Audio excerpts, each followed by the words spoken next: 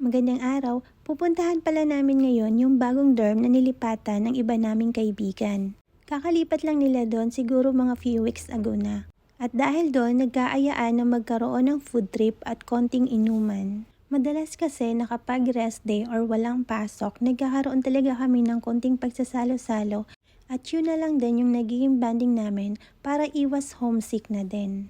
Ganito talaga siguro ang buhay OFW, kailangan mong maglibang at magbisi-bisihan para makasurvive. Malaking pasasalamat na lang kasi nagkaroon ako ng mga kaibigan tulad ng mga to. Kahit sobrang kulit, ligalig at sobrang iingay, ang saya ko kapag kasama ko kayo. At dahil sa inyo, feeling ko nasa Pinas lang ako. More tawanan at more bulihan pa with you guys. So bago nga kami pumunta doon sa kanilang dorm, dumaan muna kami dito sa Spark kasi kami yung nautusan na bumili ng alak. At pagpasok nga namin dito sa store, dumiretso na kami dito sa alcohol section. Beer and can sana yung bibilhin namin kaso nga lang naisip namin na mabigat dalhin lalo pat may kalayuan yung dorm na pupuntahan namin. So ang pinili na lang namin is vodka, 2 bote ng vodka yung kanilang binili. And after noon, pumunta naman kami dito sa junk foods area nila kasi bibili din kami ng mga chichirya. Nandito na kami ngayon sa counter, self-service nga pala yung counter dito sa Spar. Isa-isa mong ipapunch yung mga item na nasa cart mo. At kapag tapos na, pipiliin mo lang sa monitor yung mode of payment kung cash ba or by card. May nag-a-assist naman po dito na pwede niyong pagtanungan kung sakasakaling magkaroon po kayo ng problema. So ayan, Apple Pay nga yung ginamit niya sa pagbabayad. Sobrang convenience lang kasi gamitin yung Apple Pay. At sa mga Apple user dyan, alam ko nakaka-relate kayo. After nga naming makapagbayad, inilagay na nga namin yung mga item dito sa aming eco bag. At naglakad na nga kami papunta dun sa station ng tram. At tumawid na nga kami dito sa kabilang kalsada para bumili ng ticket dito sa ticket booth. Nga pala guys, i-share ko pala sa inyo yung ticket dito sa Hungary. Pwede kang makabili ng single ticket at meron din namang 15 days or isang buwan na ticket. For example, ngayong araw ka lang to aalis, ang bibilhin mong ticket is single ticket lang. Pero kung halos araw-araw ka naman umaalis ng bahay at sumasakay ng tram, mas maganda na po na good for 1 month na yung ticket na bibilhin mo. And then, iwas hassle na din po kapag naka-monthly pass ka. Narito na yung tren ng aming sasakyan. Number 1 yung number niya. Bale, 2 sakay kami papunta doon sa St. Corona, isang tram at isang bus. Pumasok na nga kami dito sa loob ng tren at naghanap na nga ako ng pwesto. Habang yung iba kong kasama, niba-validate yung ticket na kanilang binili. Napakaluwag pa talaga ng loob ng tren nila dito guys. Hindi tulad sa atin sa Pinas na sobrang siksikan at talagang naguunahan yung mga tao na makapasok sa loob. Kaya kapag nagbabiyahe ka dito, sobrang komportable ka talaga. At bukod doon, mai-enjoy mo talaga yung mga tanawin sa labas. Fully air-conditioned pala tong tren na aming nasakyan. Kaya kahit medyo mainit sa labas, hindi namin ramdam dito sa loob. Sobrang ganda talaga ng bansang Hungary guys. Bukod sa maganda na, sobrang linis pa nito. Wala ka talagang makikitang kahit anong basura sa paligid. Ikaw na lang talaga yung mahihiyang magkalat at magtapon ng basura kung saan-saan.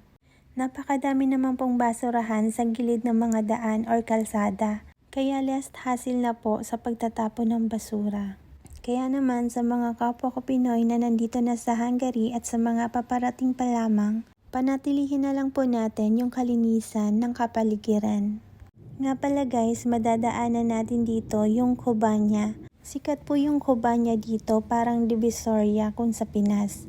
Dito lang kami sa Kobanya nakakabili ng mga sitaw, pechay at kalabasa. Pati mga seafoods meron din doon. Bukod doon, madami pang paninda na pwede mong mabili na mas makakatipid ka kapag wholesale mong binili yung product. At napansin ko din pala dito guys na may mga iilang tao pa din na habang nasa loob ng tram or tren ay nagbabasa pa din ng libro. So ayan, after nga ng ilang minuto, nandito na kami sa Puskás Station. At hahanapin naman namin ngayon yung station ng bus na kung saan doon kami sasakay papunta na doon sa St. Corona. At matapos nga ang ilang minutong paglalakad, narating na din namin yung station ng bus na to. At ilang minuto pa dumating na din yung bus na aming sasakyan. 1:30 nga pala yung number neto. Kahit sa loob ng bus guys, pansin nyo naman na makakaupo ka talaga. Bibihira lang dito na sobrang punuan talaga yung mga bus at yung mga tram or tren nila dito. At bumaba nga kami dito na sa Palyautka at sinundo na din kami ni na Ate Helen at Romnick. At nadaanan pala namin itong puno na to na sobrang hitik na hitik sa bunga. Tuwing summer season dito sa Hungary, yung mga punong kahoy talaga is namumunga. At ito pa guys, may nadaanan kami na parang rambutan yung itsura, pero hindi ko alam kung anong tawag nila dito. At after nga ng ilang minutong paglalakad, narating na din namin yung kanilang dorm. So ayan, meron silang gate at sa likod nun, nandito din yung kanilang basurahan. At kung mapapansin nyo guys, malawak yung space nila dito sa labas. At meron din silang kubo na kung saan dito sila tumatambay. Ang ganda ng itsura ng labas ng dorm nila guys, parang ang ganda rin pati ng loob. Ang sabi nila para daw itong isang hotel. Kasi unlike sa amin, yung bedsheet nila dito guys, weekly pinapalitan. Kasi sa dorm namin, hindi pinapalitan yung bedsheet, kami na yung kusang naglalaba. At meron din daw sila ditong swimming pool, kaso nga lang, hindi tubig yung laman, puro damo. So ayan, pasukin na natin yung loob ng dorm nila. Ito si Jomar, kabatch ko din yan. At ito si Mean.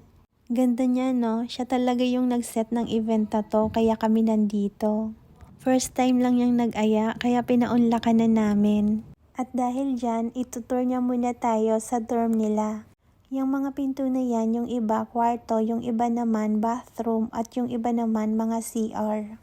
Okay naman yung dorm nila guys, kaso nga lang common CR lang yung meron sila. Unlike sa amin kasi, bukod sa may common CR na kami, bawat room meron na ding CR at bathroom. Yung kitchen nila dito guys at laundry area is nasa basement. So kailangan nating bumaba ng hagdan para marating ang area na yon. At dahil nga araw ng Sabado, madaming tao ngayon kasi rest day namin. Narito naman ang kanilang kitchen area guys. Ang ikinagandahan lang dito is may tigi-isa silang refrigerator. Bawat isang room, isang ref. Sa amin naman kasi is hindi ganito. Sa isang malaking ref, siguro mga 6 or 7 katao yung nag-share sa ref na yon. Narito naman ang kanilang dining area. Malawak din ito. At kung mapapansin nyo, napakadami nilang rice cooker. At narito pa nga ang ilang ref nila at sa ibabaw nun, nandun pa yung kanilang condiments. So ayan, hiniwa na nga namin yung mga apple at lemon na ilalagay namin dito sa vodka para mas masarap daw yung lasa at inilagay na nga yung Sprite at yung yellow.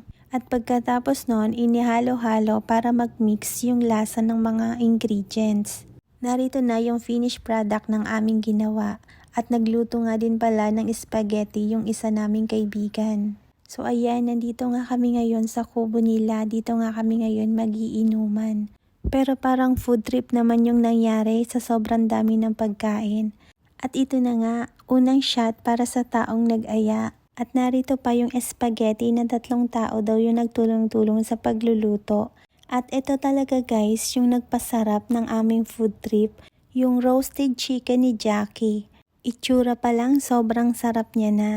At bukod doon, sobrang juicy pa ng loob. At meron pang sauce na lalong nagpapasarap sa chicken. So ayan, hiniwa-hiwa na nga para lahat makatikim. Ang bilis nga lang maubos yung vodka na binili namin kasi sa sobrang dami din namin. Kaya inilabas din ni Mean yung kanyang champagne. At inihalo na nga lang ito doon sa pitchel na may apple at lemon. At kung mapapansin nyo, nag-i-sparkle pa siya. Tulad nga po ng sabi ko, ito po ay hindi inuman kundi food trip. Kaya ang dami-dami naming pagkain sa mesa. Takaw ko daw po kasi sa pulutan kaya talagang dinamihan nila. At ngayon, ipaparinig ko naman sa inyo kung gaano kami kaingay kapag magkakasama.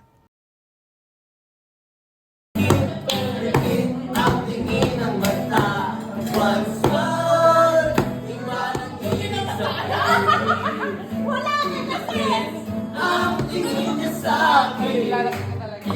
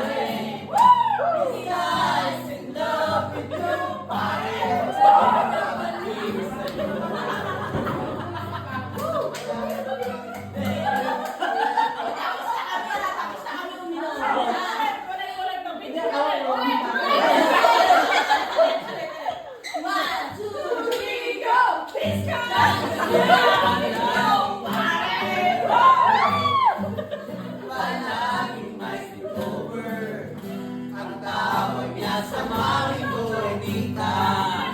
Bakit ba? Hindi pa raw nakita at nilalog na flu. It's so true. Para lang sinabi sa akin. This guy's in love with you, pare. This guy's in love with you, pare. This guy's in love with you, pare.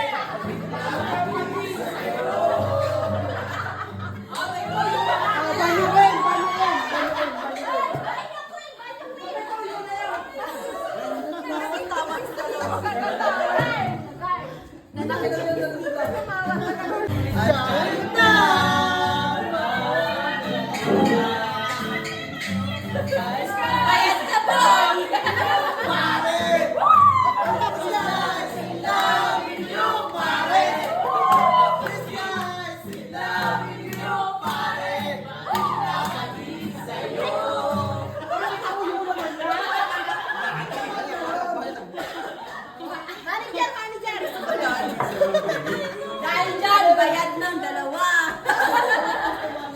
Babayaran niyo ako. Bayad. Kung ko'y bukas na, wala na ko.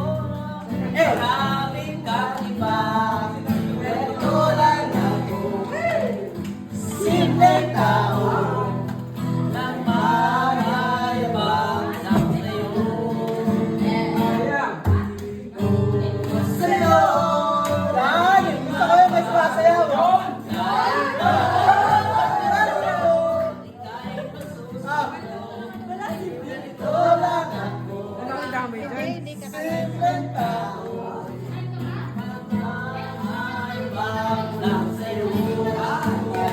Kay Spider-Man, kay Batman, kay Superman, kahit di maintindihan, makakakaling pansinin.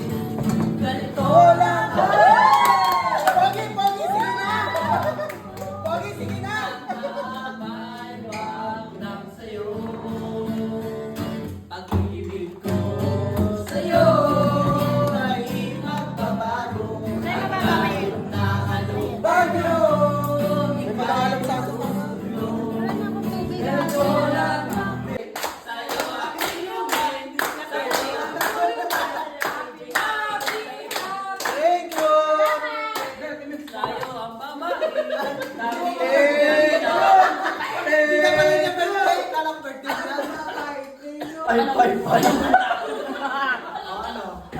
I am the tiger. Tagal. Guys in love with you, pare. Guys in love with you, pare. Guys in love with you, pare. Nabatiin Sa'yo. Guys in love with you, pare. Guys in love with you, pare. Pagkakating sa'yo. Batik naman kami.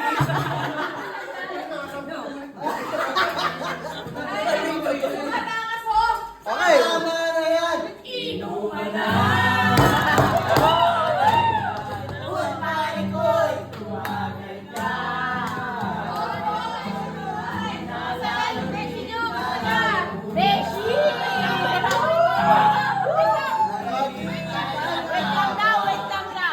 Magkamukha kayo, pre. May sasabihin. Alam mo, ikakasal yun ng best man. Wala sa kwarto, yung best ko. Saan ang galing?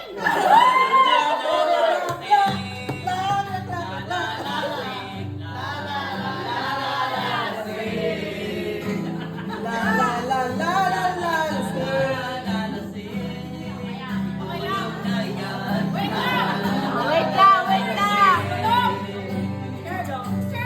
Tama na yan. Inuman na. Uy, pare ko'y tumagay ka. Nanganablik na lalong naghihintay ang kawa.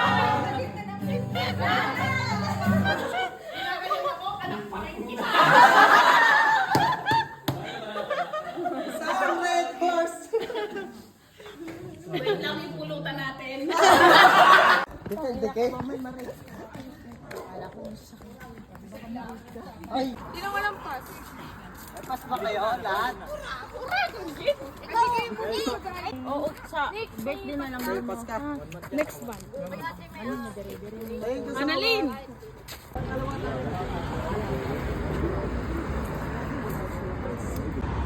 Ano ba rin? Kailan Paul? Basta kaya natin? Oo, kailan Paul? Yes, yes, yes. Nag-chat pa nga si